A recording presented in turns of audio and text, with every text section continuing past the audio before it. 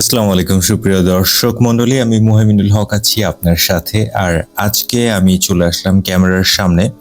অনেকদিন ধরে কোনো কবিতা আবৃত্তির ভিডিও সামনাসামনি আপনাদের সামনে নিয়ে আসছি না। আর তাছাড়াও আমি ইদানিং এত ব্যস্ত সময় পার করছি যেটা বলার বাইরে, কারণ আমার প্রচুর দৌড়াদৌড়ি করতে হচ্ছে। তো আমি সেই ফুরসত পাচ্ছি না যে একটা ভিডিও তৈরি করে আপলোড করব। তো এখন অনেক রাত, আমি প্রচন্ড ক্লান্ত, তারপরে মনে হলো যে ভিডিও যেহেতু ধারণ করা হচ্ছে না, করতে হবে। সো ভিডিও নিয়ে আপনাদের সামনে হাজির হলাম। আজকে আমি আবৃত্তি করব কবিগুরু রবীন্দ্রনাথ ঠাকুরের একটি কবিতা, যেটা এর আগেও আমি একবার আবৃত্তি করেছি।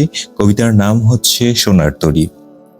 কবিতাটি লিখেছেন কবিগুরু রবীন্দ্রনাথ ঠাকুর, আবৃত্তি করছি মুহামিনুল হক। সোনার তরী। গগনে গরজে মেঘ, ঘন বরষা, কুলে একা বসে আছি নাহি ভরসা।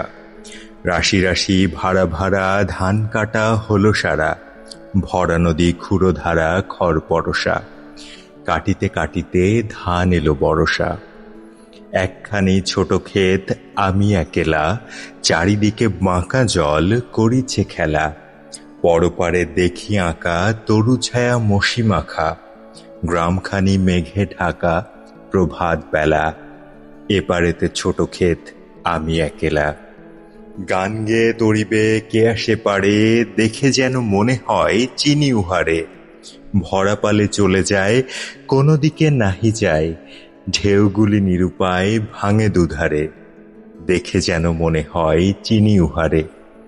ওগো তুমি কোথা যাও কোন বিদেশে, বারেক ভিড়াও তরি কুলেতে এসে। যেও যেথা যেতে চাও, যারে খুশি তারে দাও, শুধু তুমি নিয়ে যাও ক্ষণিক হেসে আমার সোনার ধান কুলেতে এসে। যত চাও তত লও তরণী পরে, আর আছে আর নাই দিয়েছি ভরে। এতকাল নদীকূলে যাহা লয়েছিনু ভুলে, সকলই দিলাম তুলে থরে ভিতরে। এখন আমারে লহ করুণা করে। ঠাঁই নাই ছোট সে তরী, আমার সোনার ধানে গিয়েছে ভরি। শ্রাবণ গগন ঘিরে ঘন মেঘ ঘুরে ফিরে, শূন্য নদীর তীরে রহিনু পড়ি। যাহা ছিল লয়ে গেল সোনার তরী। কবিগুরু রবীন্দ্রনাথ ঠাকুরের এই কবিতাটি অনেক বিখ্যাত একটি কবিতা।